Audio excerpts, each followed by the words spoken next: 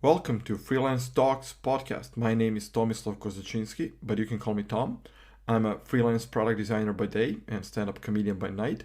I've been freelancing over 12 years, among other things. I'm here to talk about freelancing and career in general, also other things I might find interesting and related to personal development. Who knows what else? I hope you enjoy the show. So, why another podcast? Well, to be honest, I tried with vlogs and it was too much time editing and doing everything on my own.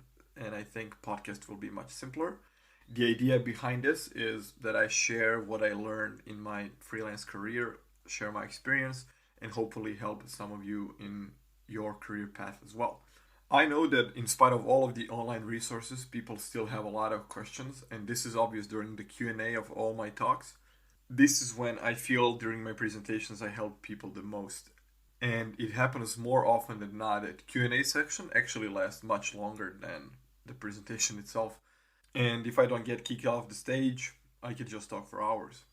I was fortunate in my career that I could turn to some people for advice, and it made a difference in my work. So now I want to share what I've learned and help some of you. And also, when I verbalize my thoughts, I learn as well. So let's see where this will take us.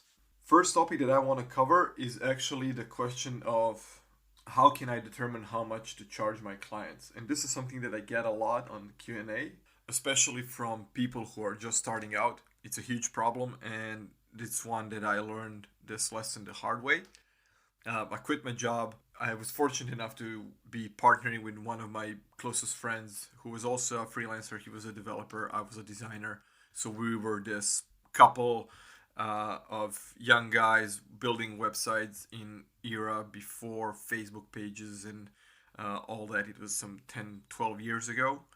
Just thinking about it, oh shit, makes me feel old. And basically what we did is we wanted to conquer the local businesses. We started out calling just people in yellow pages, trying to find clients to build them websites. And me coming from print, we were selling logos and flyers and business cards and all that stuff.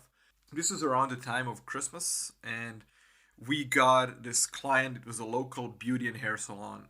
We got a project designing a website, logo, business cards, and storefront graphics that we basically not just designed but also printed and put the graphics ourselves onto the window. And this was wintertime, and we threw in the mix around 300 coffee mugs, custom printed coffee mugs, and all this was around $1,000, something like that, including the materials. So we didn't do a proper math, to be honest. We were just happy to finally have a client that was willing to pay. So we threw everything in. Yes, we're gonna do everything for you for £1,000 or $1,000. I don't remember what it was, but it was barely enough to cover one basic salary. Once we deducted all of the materials and everything, each of us was left with, I don't know, around $300 or something like that. Suffice it to say that we weren't happy.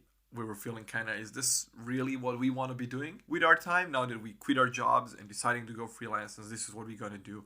Are we really going to be earning less than what we had when we were in college? So, of course, this was the time before Facebook, and it was a lot of great forums online when you could reach out to other designers, other people, seeing what they're doing, how they're charging, how they're making money as well, how they're communicating with their clients. And there were people that I felt that were way better than me, and this is the type of quality that I need to strive towards. But also there were people who I felt were not as good as I was, and they were charging more. So I was trying to find out, how is this happening? How do people do not realize the quality that I'm bringing to the table? And this is when I learned about sales, presenting yourself, teaching clients what you're actually doing and stuff like that. We were always kind of trying to present ourselves as good quality for fair price kind of deal. Always this best buy option. We were never saying that we were the best designers, best developers, but we were just trying to convey that we will give the best possible service we can for the fair price. Asking how much people who I felt better than myself are charging was irrelevant, because it took me a while to learn that if I ask how much people who are better than me are charging, is basically an irrelevant information, because we are on different paths, on different stages of our career. And it just took me a couple of years to understand what does that actually mean. Once I had a coffee with this guy I consider a mentor, and I asked him how much is he charging for whatever he is doing. And he told me that I'm going to answer your question, but I need you to understand that this will not make you charge more. Or if you want to be charging how much I'm charging, you need to have the level of service and level of quality I have. And I said, yes, okay, that makes sense.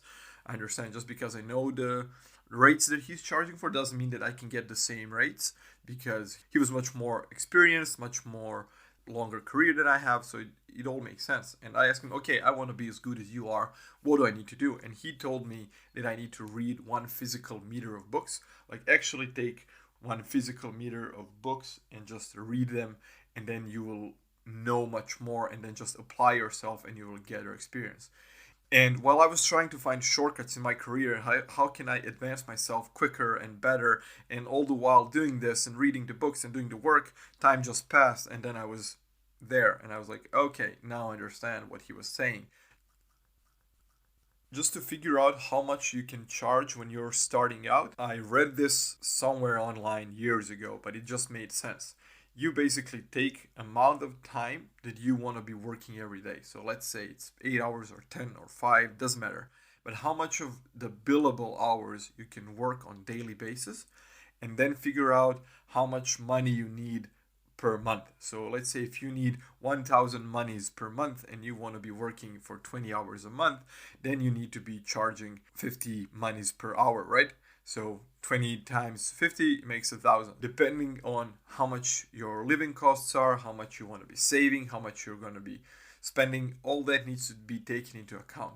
And when people start with freelancing, a couple of stuff that they don't think about is like electricity and living costs and food, and all of the stuff that comes on top of that is like life insurance and medical. If you're in a country where you do not have medical covered, so you need to be saving for your medical, you need to be putting aside for your pension or for your savings fund. So there's a lot of stuff that needs to go into your hourly rate besides your bare minimum. So in order to calculate this, you can always find something that will sustain you short term and see if you can get clients, and then start from there. Work better, work faster. In time, your rates will grow and you will find better clients. As your experience changes, your clients will change.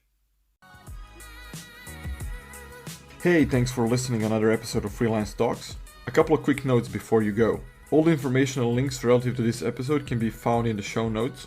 Be sure to check out the site freelancetalks.com. And if you want to be a part of the community, join us on Slack. There's a link on the website, and also there's a link to a Facebook group. If you're one of those people who actively reads newsletters, be sure to subscribe to my Freelance Talks newsletter. I will send newsletter every once in a while, and on Saturday you can expect Freelance Saturday Recess newsletter. I will share stuff related to freelancing, career development, and all the stuff I find interesting online and worthy of reading on the toilet over the weekend.